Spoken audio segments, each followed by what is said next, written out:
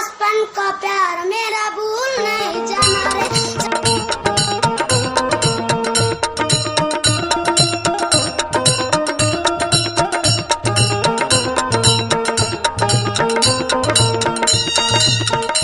लड़का के एगो लड़की से प्रेम हो जाला, लेकिन कुछ दिन के बाद वो लड़की अपन दोसरा साथे शादी के खबर सुनावत बिया।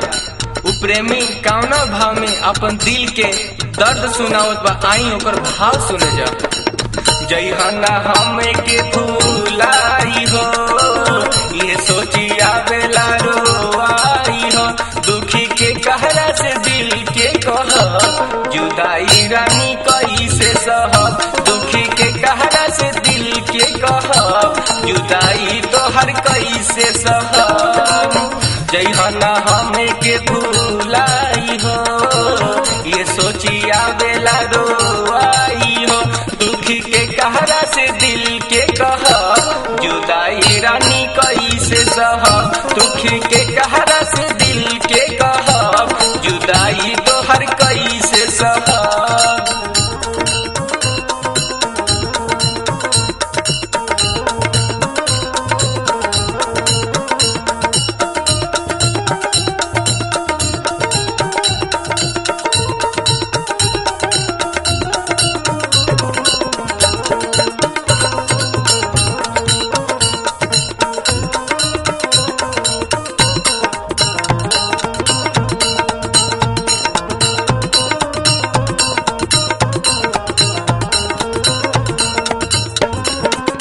सच कहीं बतिया हो तोहरा से रतिया, खाना खाए भूल जाई भूली ना सुरतिया।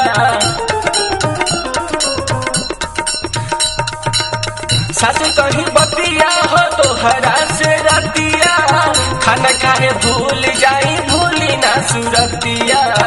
खाना खाए भूल जाई भूली ना सुरतिया। रात दिन याद हमरा आवेलू, बारा तू हम के सतावेलू। कैसे तोहरा से दूर हम रह, जुदाई रानी कैसे सह। कैसे तोहरा से दूर हम रह, जुदाई तोहर कैसे सह।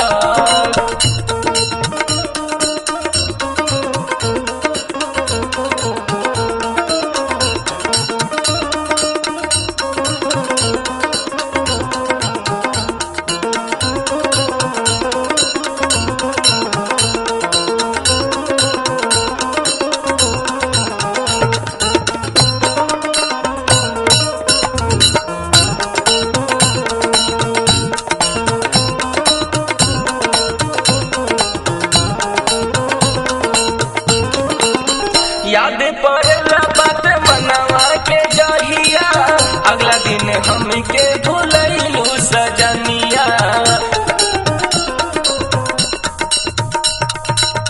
याद पड़ला बात मनवा के जहिया, अगला दिन हमके भूलैलू सजनिया।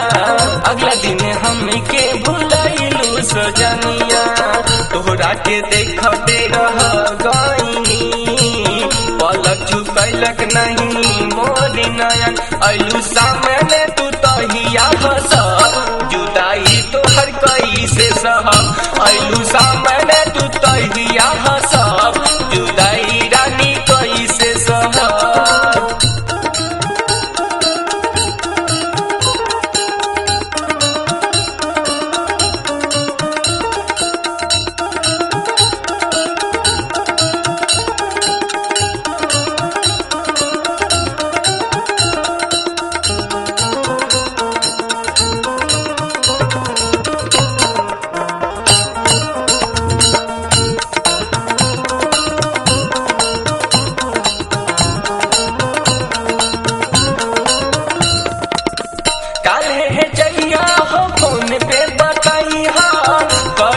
वेटिंग ना हमके सतैहा।